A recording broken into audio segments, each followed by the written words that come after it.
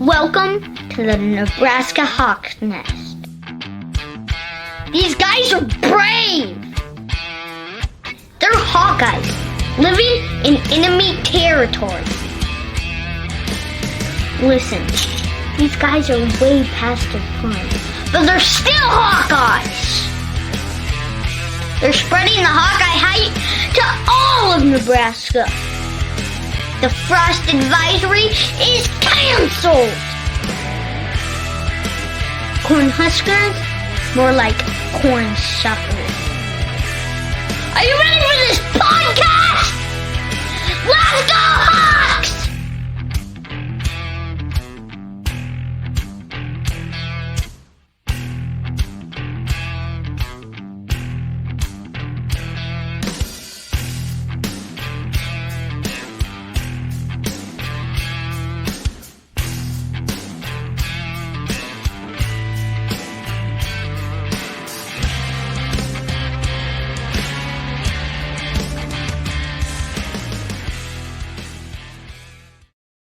All right, welcome back to the Nebraska Hawk's Nest. Make sure you take the time to hit the like and subscribe button on all these videos so you can get all the most updated interviews with all the Iowa Hawkeye legends that we get the opportunity to talk to. Right now, coming to us live from his luxury office, we have former Iowa linebacker Bo Power. What's up, man? How's it going? How you guys doing? Good, man. It's really awesome to see your face. Hawk fans haven't got to see your face for a little bit. So tell everybody what that beautiful bald head is up to these days.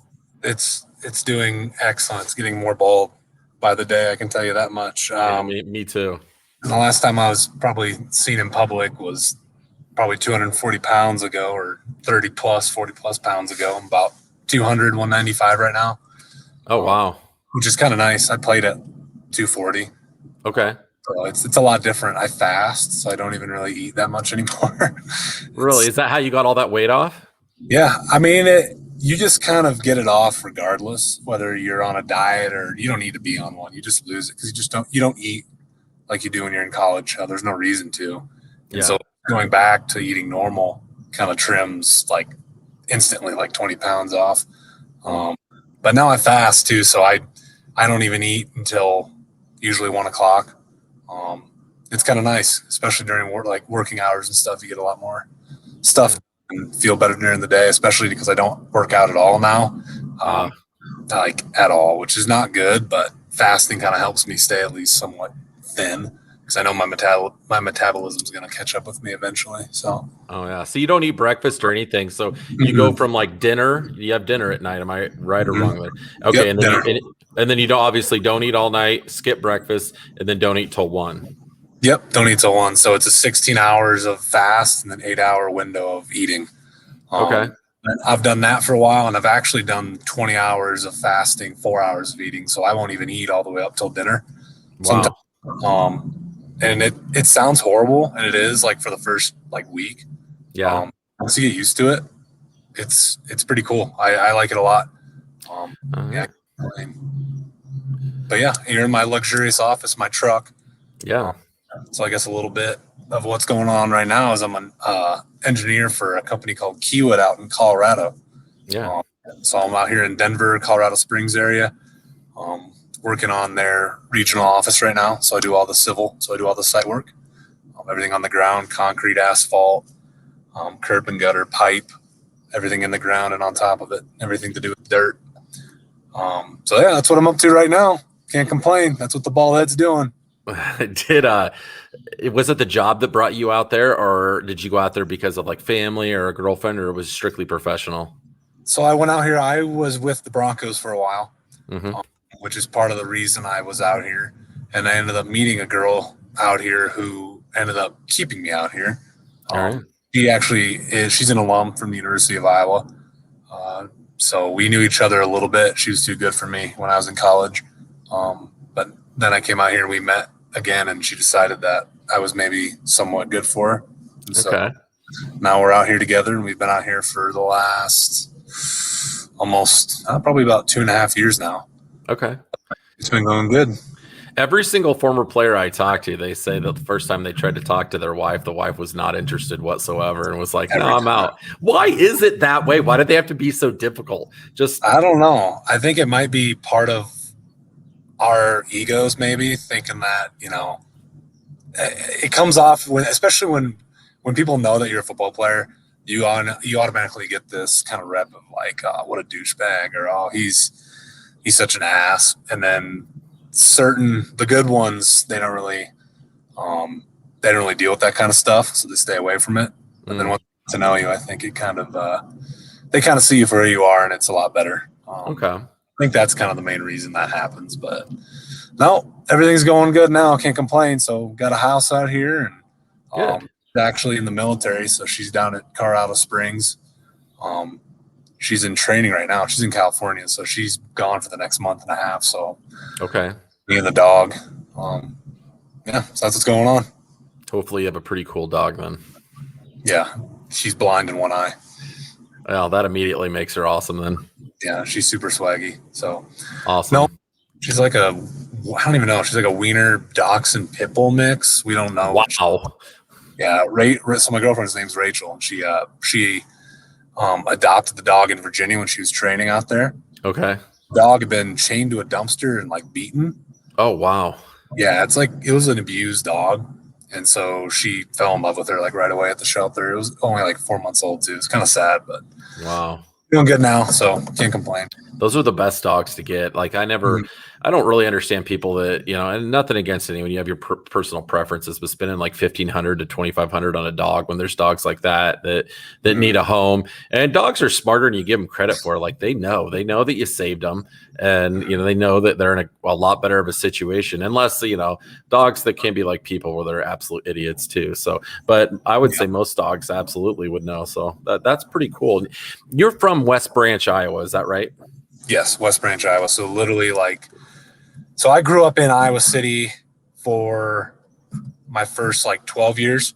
I went to school in Iowa City until I was in 6th grade. Okay. Then we moved to where we are right now, which is right in between Iowa City and West Branch. So I'm just barely in the West Branch school district. Okay. So 6th grade came around. I was playing football in West Branch, 5th, 6th grade. So I was having connections with all those guys out there, and my parents just decided to send me out to West Branch instead of Iowa City schools. Okay. So from 7th grade all the way through high school, I was out of West Branch. Okay. But I live in between Iowa City and West Branch. So I was born and raised basically in Iowa City Mercer Hospital, which is right outside of, or basically in the heart of Iowa City. So I've been a Hawk fan. I've been a Hawk ever since I was born. So it's been kind of cool, just kind of living that life and then actually being able to play for him in the end, which has been awesome.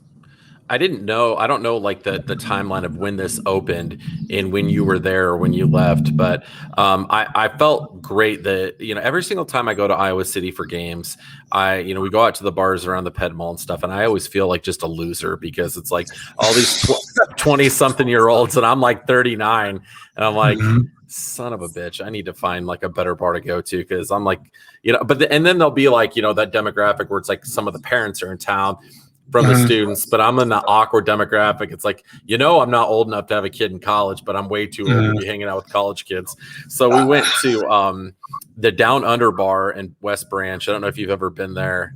They said it was about 5 or 6 years old. It goes downstairs. It's like right off the little main street. I think it's across the street from the hotel, really close there, but you have to go down steps to get to it. And they have it's like a sports bar. Yeah, I know what you're talking about. Yeah. I know what you're talking about. I love that bar. That place is awesome. Well, a story for you. We actually, I remember we had pro day, right? And so you train, you're staying in good shape, you're doing what you're supposed to do. And then after pro day, you go out. And so we ended up getting a party bus. And I'll never forget, it was like all of us guys from the 18 season or the 17 season. So Josie, Ben, Ike Buckner, me, Boone Myers. I don't know if Vandenberg was the year. He was my class, but he actually played as a true freshman. So I can't remember if it was our training. Anyway, him and bunch of other guys from that class. We got a party bus, and it was obviously a Monday night. And so we drive around to all the bars, and they're all like, God, where do we go? And we had like Kittle was in town and Croston was in town. And so they all met up with us, and we all went on the bus, and they're all like, God, where do we go? And I'm like, I know exactly where we're going. So the West Branch. And we hit up Herb and Lou's, which was one of the local bars there, and a couple other places. And then we just hopped from there to, I think we went to like, I don't know if we went all the way to Tipton. I don't think we went there. Then we went up to, Williamsburg and not Williamsburg, North Liberty. Okay. That area, and back down and Solon, and hit up all those kind of towny bars and stuff like that, which is the best. Which I love those. Yeah, a lot of people don't, especially if you're coming from, different parts of the state or out of state. You don't really realize what's around Iowa City. I mean, it's just all small towns with awesome bars. So we did that for a while, and that was super fun. And the guys loved that, and that's just kind of one of those stories that sticks in my mind, but that was fun. Yeah. I'll be doing that from now on, hitting all the outside bars right outside Iowa City, because the last, a couple of years ago before the pandemic, last time I went, I'm like, all right, I'm done with this. I'm done feeling like a creeper showing up at Brothers down in the Ped Mall, and there's all like 22-year-olds standing around. I'm like, ugh, this sucks. You're never too old. I promise you're not the only one your age down there going off. I look like I'm 40. Like once I shave my head, I always looked like I was 40 years old, so I just deal with it. Yeah, well, I'm real close to actually being 40, so you're never too old. You're never too old for Iowa City. I can tell you that much. I'll be going there until I die. So. Yeah, well, me too. With your recruitment coming out of high school, what other schools were you really considering? I know UNI was hot on your trail, and like you said, though, you really wanted to be a Hawkeye growing up, being a Hawk fan. Was there who were you really actually giving a chance and looking at? And was there ever a point where you considered anybody else other than the Hawkeyes? So UNI came to me first. That was like my first like D1 kind of offer, obviously, and I committed to them like right away, like South Dakota, and I was looking to play baseball at Iowa, possibly in Winona, and I really like baseball too, but football was probably the one thing that I knew I was probably going to play in college. And so UNI came up, and they're like, yeah, we're going to, well, what was it first? I want to say it was like 75% or 50% offered me. And I was like, all right, cool. Coach Woods, so LeVar Woods, he kind of contacted me and got me into thinking about Iowa, and, was really hot on my trail. He's like, we can't offer you a scholarship, but obviously, like, we want you to walk on. And so, they were recruiting me, and I went on my visit, and I was like, oh, crap, like, shit, this is awesome. And so then, Coach Farley, he really wanted me, and he offered me a full ride. I went up to UNI and kind of went through some more stuff up there, and was really torn between the two, the full ride or the walk on, right? Mm-hmm. And, you train enough in high school, and you do a lot of work to where you get to that point, and you really want to kind of pay it back for your parents and stuff like that. And I was really torn from having the scholarship and, getting my education paid for, or, walking on. And luckily, my parents, we could afford going to college and paying for it. And so my dad's like, screw it. Like, you need to go to Iowa. That's where you want to go. That's where you should go. And so I was like, all right. And haven't looked back since. And luckily I was one of the lucky ones where I redshirted, and then I ended up getting my scholarship, after my first year, and then started playing like right away. So that usually doesn't happen like that, but I got lucky, and then I was on scholarship those last 4 years. So it all ended up working out, which is really nice. Walk us through the moment when you found out you're going to get put on scholarship. Who told you, and what was that situation like? It was nothing special. I remember coming out, was before or after. I remember we were in the weight room, the old weight room.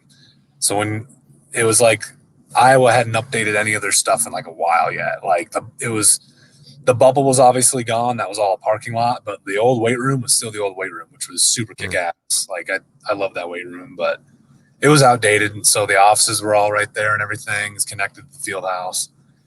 And it was right before our workout. And I don't remember who came up and told me, and they're just like, hey, Coach Ferentz needs to see you before the workout. And I'm like, Uh-oh. what? Okay, cool. Not really cool, but I walked up there and sat down, and he would, I came into the office. He's like, we're going to put you on scholarship. And I'm like, damn, that's freaking cool. And so he's like, yeah, you earned it. You've been working hard, and we want to put you on scholarship. And so I was like, cool. Handed me some papers, and I walked out, went to the workout. And then Coach Doyle, I remember he was downstairs, and, he gave me a hug. He was really happy for me. And it's a big deal, but it's, it comes with a lot of hard work and a lot of kind of strife. And it's one of those deals where you don't really see it coming. It just kind of happens. And so I had no idea, and sat the papers down on the table when I got home, because my parents, we only live 15, 20 minutes away. Yeah. And so I went home, I think that weekend for like a Sunday afternoon, laid the papers down. I'm like, they're like, what's this? I'm like, read it. And they're like, nice. I'm like, sweet. That had to felt really freaking good to be able to pay that back to your parents. Yeah, that was kind of the biggest deal. It was obviously something that really tore me up, either going to UNI or Iowa. And then having that piece of paper and having that scholarship in hand was huge. Big accomplishment. So it was good. That's what happened. There was no video, or they didn't have me kick a field goal and then like, he's on scholarship now. No, nothing like that. It was just plain and simple, short and sweet, just how Coach Ferentz is. Wouldn't have it any other way. So it was good. That's not really Iowa's way to do those flashy announcements. Like the way that it was done. I mean, it's done professionally, like an NFL organization would handle it. You go into the office, they give you the papers, they let you know, handshake, back to work. Yeah, that's it. That's how it should be. So it was good. I enjoyed it. That's awesome. I want to know a little bit more about, the behind the scenes. Yeah. And it really seems like from what we've gotten outside looking in, it looks like you've got some really awesome relationships with a lot of the guys that you played with while you were there, and a lot of close friendships. Walk us through a lot of that, 2015 season. You had that really special season, and what that was like in the locker room, what that was like with a lot of the guys that you played with that you're probably still pretty close to this day. Yeah. I mean, the 15 season was super special. A lot of guys were invested. A lot of guys did what they needed to do. And that's just plain and simple how we were so good. But I lived in the house. So my roommates all through college, I was with Josie Jewell and then Ike Bucker, who's with the Bills right now. So I had a kind of a diverse collection of people that I roomed with. And then we'd have Adam Cox or Jake Doozy and then Dre Kulik, who came through. Like we had some other roommates that came through. But I had offense and defense. I was always with the defense, but a lot of my really good friends are offensive guys. Ike Bucker, he's, my best friend to this day. Same with Josie, Peter Pekar. And then, CJ Beathard, George Kittle, I still talk to them. And even, Brandon Sheriff, those guys, we still stay in touch. Drew Ott's one of my best friends, Dom Alvis, So it's a wide range of just guys. And so that's what made that season special is we still stay in contact with, a lot of those guys. And it's a pretty cool deal. The 15 season's one of those deals where you think why you did so well, but then again, sometimes it just doesn't make sense, and sometimes it doesn't have to. And so I think that's why we were so good that season was a lot of guys were invested and just, were not selfish and did what they had to do. So it's pretty cool. Tell us about your experience getting to go to the Rose Bowl, what that was like, not necessarily just on the field, but everything that came with it for being a player. I was able to go, and it was just unbelievable from a fan perspective. What was it like for you and all the experiences that you were able to be a part of? It was cool. The only thing I regret is Motley Crue had their last main concert across the way in the Staples Center, and I was like, that. And I was like, but I'm gonna get my ass ripped if I go to that. And so after, looking back now, and if I knew we were gonna get beat like that, I would have went. Yeah. But that was like my only regret. Other than that, it was pretty cool. Downtown LA's not my scene. Yeah. It was okay, but everything that kind of came with the Rose Bowl was pretty cool. It's an experience that, you have to be there, and like it's something money can't buy.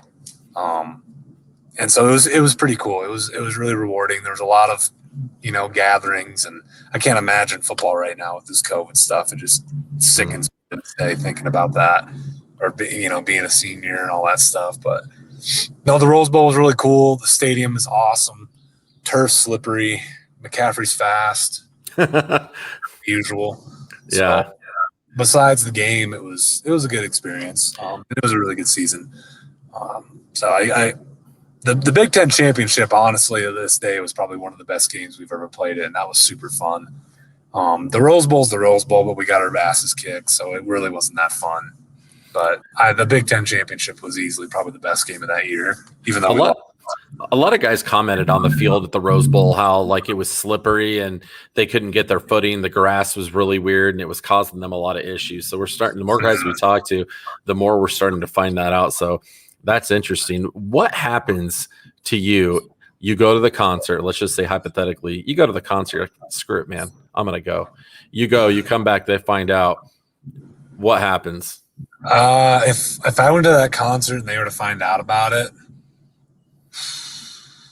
I don't even know, because it's like the last game of the season.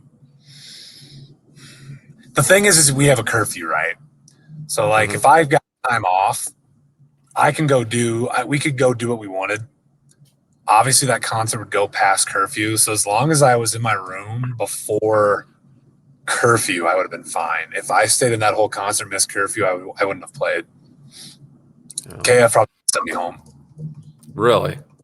Yeah. No, he definitely would have sent me home. Like, there's no doubt in my mind. And you hear stories about the time where they would have put me on a bus too. It would have been a bus back. It wouldn't have even been a plane ride, no ticket. It would have been a one-way ticket back on a bus. Freaking 2 days from California. Probably good you didn't go to the concert then. I think you made the right right decision. It wouldn't have happened, but like thinking back, it's like, I love my crew. Like, they're right there. And it's in walking distance too. Our hotel is literally overlooking Staples Center. So it's crazy, but it is. We need to ask you a little bit about this.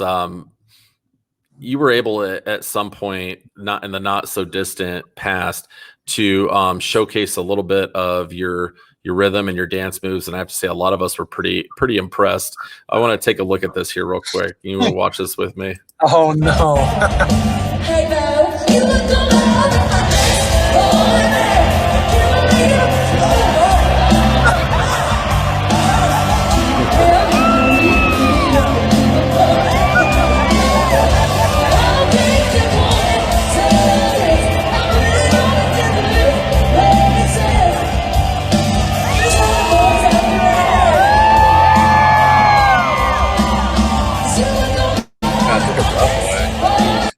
Man, like that was some moves, man. Like that was impressive. Tell us about that experience. How did that happen?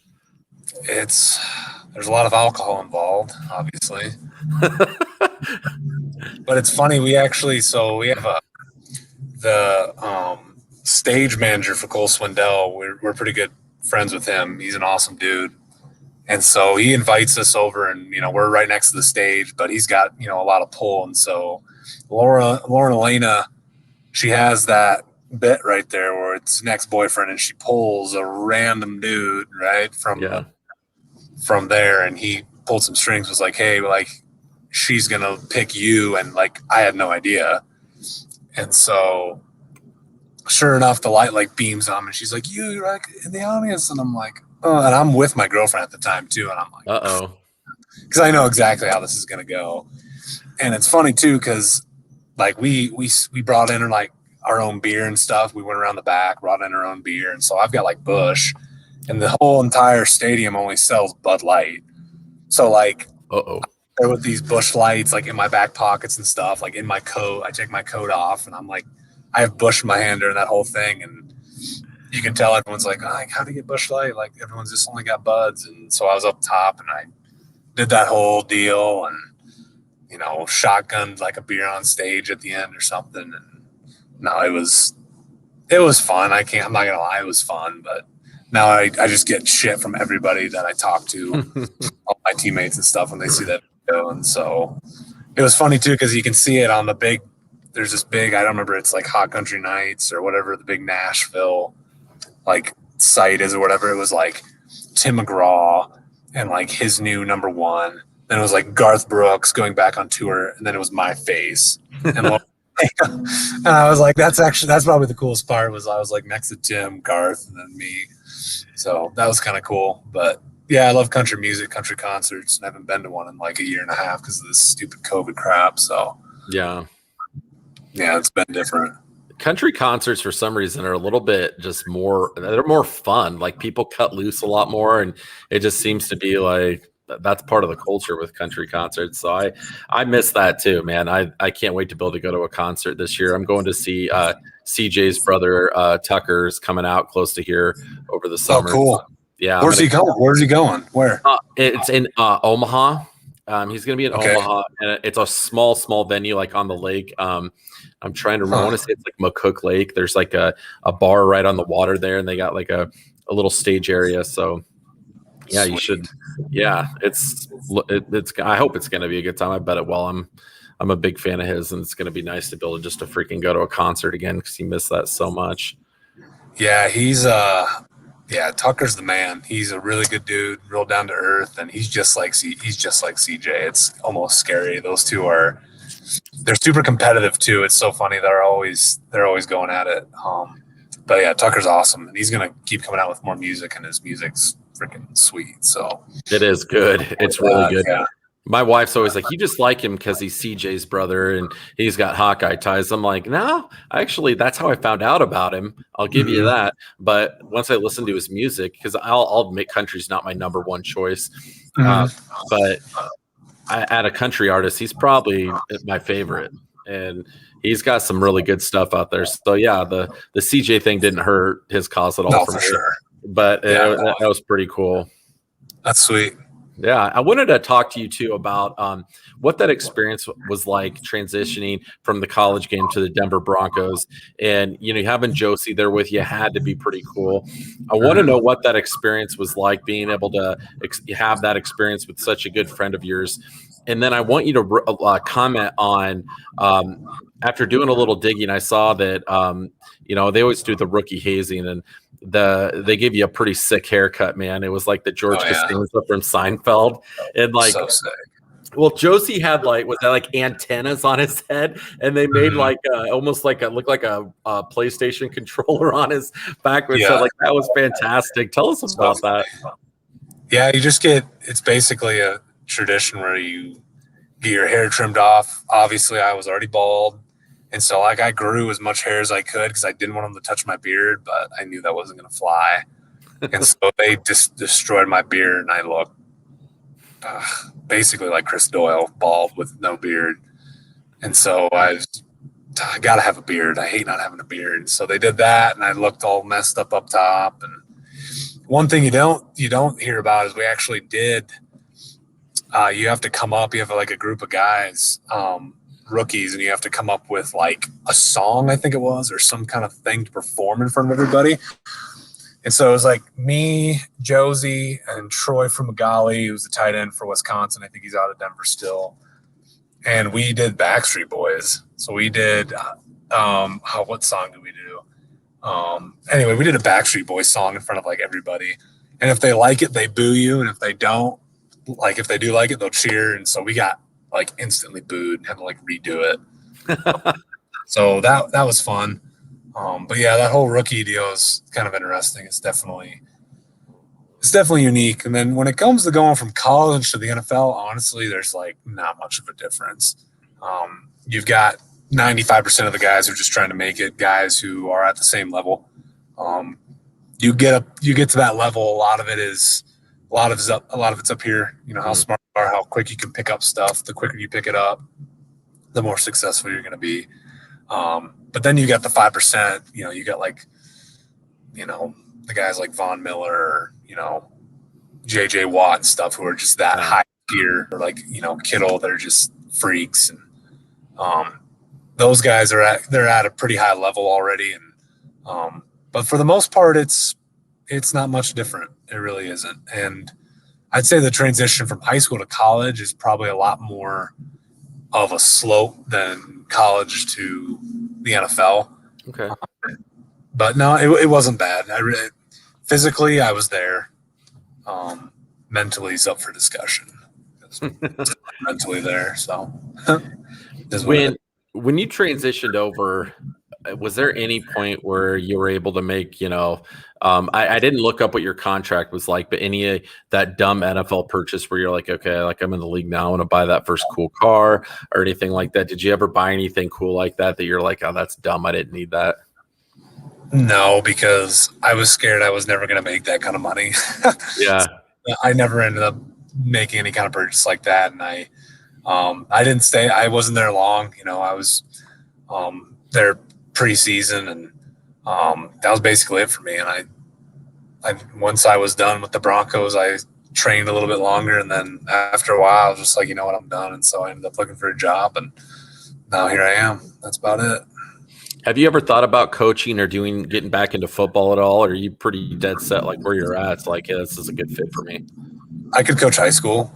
I'd never coach college.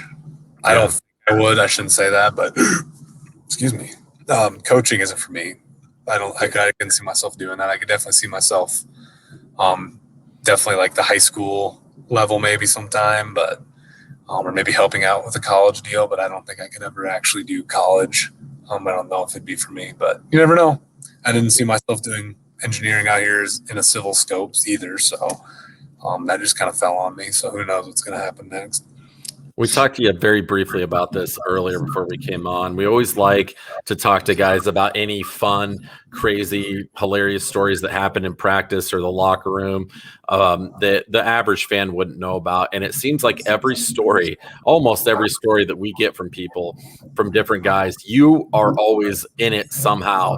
You were always there, or your name always gets mentioned. Like, oh, Bo was there, and like, this happened.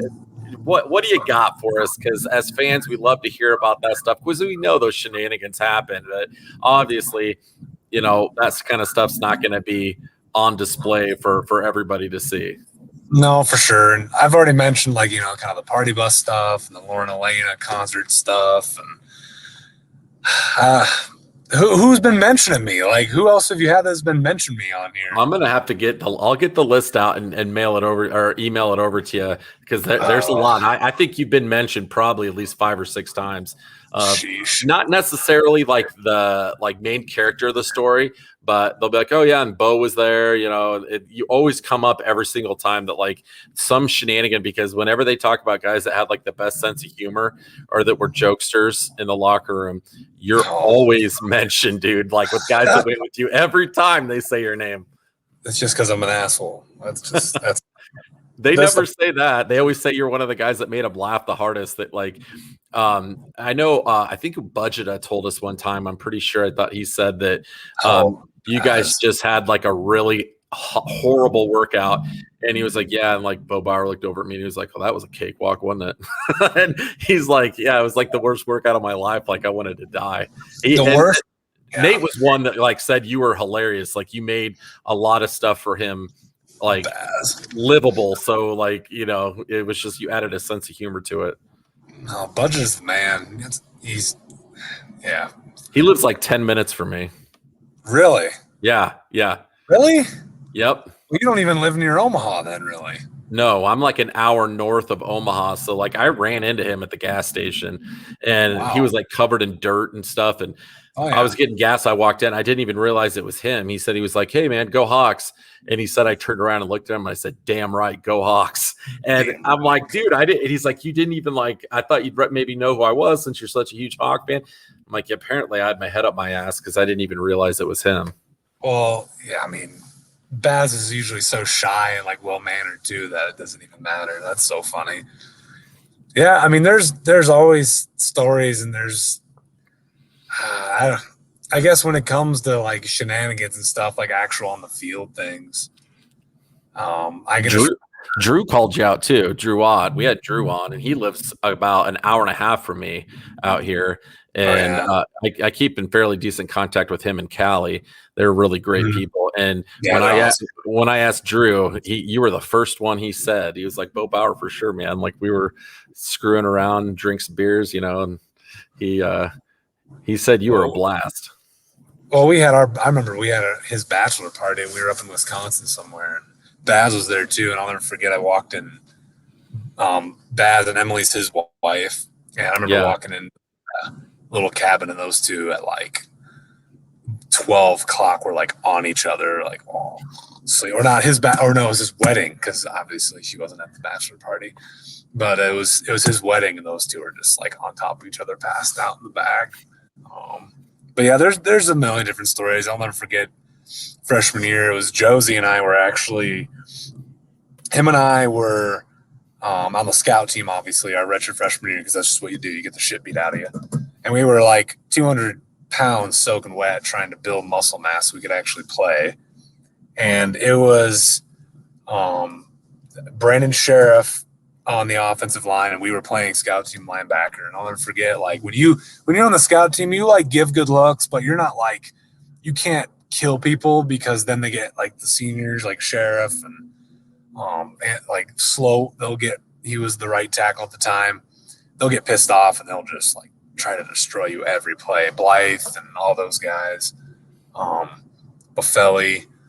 And I'll never forget, I remember there was one time where I like slipped or something like that and like hit Sheriff super hard. And the next play I absolutely got my like shit destroyed. And then it was like head hunting for the entire day. And I'd like turn around and he'd like jump on my back and like try to kill me anytime he could.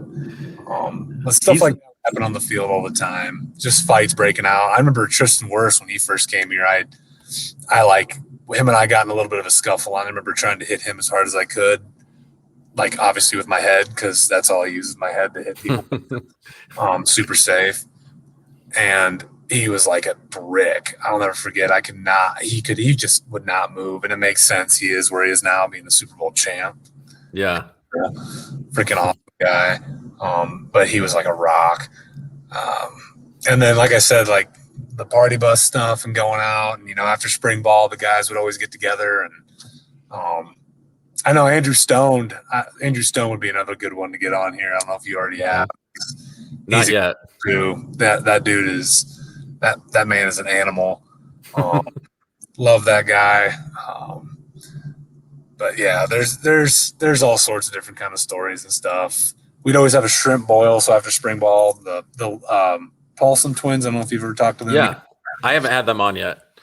They're characters, man. They're freaking awesome dudes. And they ship all the stuff up from Louisiana, the crawfish stuff, and we'd have a big crawfish get together, and everyone would get together. And the best memory I think we've ever had was easily being Ohio State. And like once we beat Ohio State, that locker room was insane. Like even Coach Ferentz, you could tell he was just like he's like, you know what, you guys come in when you come in, don't even care. And we're like, yeah. And so then we went out and we had a great time that night. That was wild. So good. We'd run out like a part of the bar and have like the whole section, especially after beating Ohio State. It was like the whole bar was just nuts. So that was cool. That's awesome. Oh, you guys deserve that. Just for sure. No one even gave a shit that night. Oh, good. So that was really fun. But yeah. Were you able to keep your jersey after that game? Yes, I have my jersey and my helmet. Those are the helmet and jersey. The helmet's the best. I have that with me. That's in my house, so that's in kind of like a little deal. So that's pretty cool. Oh, that's the sickest uniform we've ever worn. It's so cool. For sure. The yellow one was cool, but that one was like next level cool. Like it had like the eyes all like pinned, like rebar kind of deal. It was cool. I like those a lot. Yeah, I wish we'd bring those back and then just wear those like every year for a game, because I don't think you're ever going to make uniforms that cool ever again. There's no way. No, those are so sick. The helmets were super sick too, and it wasn't just like the original Tiger Hawk and like a jersey that's different. It was like the actual helmet. So yeah, enjoyed that. All right, man. We're gonna let you get back to work. Thanks for taking time out of your day and some awesome freaking stories. And I know everyone's gonna be really pumped to see how well you're doing out there in Colorado, and that everything's going great for you. And dude, we appreciate you taking time out of your busy schedule to come on with us. Yeah, no problem. Thanks for having me. And, I'll have to maybe do it again sometime, get some more people on here. And, if I'm ever in Omaha or ever in Nebraska, we'll have to get a beer. Hell yeah, man. Let me know. I'm down anytime. When you said Nebraska Hawks, I was like, Nebraska Hawks.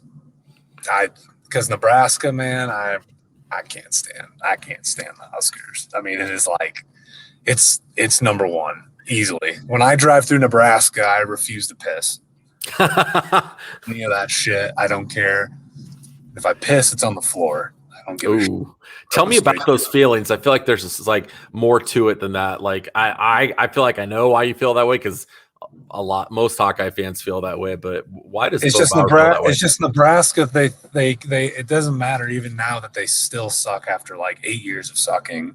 They still think they're gods, and so it's just the arrogance and like thinking, oh my God, we're going to be so good this year, or oh, we're going to beat Iowa, we're going to blah blah blah, all these excuses, and then we go in and beat that ass every year, and it just so sweet. And this playing at Nebraska and winning at Nebraska big is easily the best. It's the best game of the year for sure. Oh, Iowa State is electrifying and it's awesome, but I love beating Nebraska's ass easily. Oh. And working for Kiewit, Nebraska, Kiewit's founded through Omaha. Like that's our main hub. And so there's a ton of Husker fans here. And it's amazing when I just shit on them, especially after we beat them. And it's awesome. They're just a different species of fan. And it's just funny when, they talk all this shit and they always get beat. They're like, oh, yeah, well, back in how many national championships you got? And I'm like, yeah, well, I don't really give a shit because we beat your ass every year. So, like, it doesn't matter. And so that's why my hatred's so high. It's just stupid. Well, I need to know that if that's okay with you, if we put that quote on the back of a T-shirt, I love beating Nebraska's ass every year, Bo Bauer. I love beating Nebraska's ass every year. You can put that on a shirt all you want. You can put my name to it. The people know it. Screw it. That's awesome. All right. Here's what it is. I'd wear that shirt, man. I freaking love it. That's fantastic. And we'll send you one too. Sweet. Oh, I love one of those shirts. I wear the shit out of it. All right. Awesome, man. Hey, well, have a great rest of the day and an awesome week, man. I had a blast talking to you. And like you said, if you ever want to come back on ever again and bring a couple buddies with you or just by yourself, we'd love to have you, man.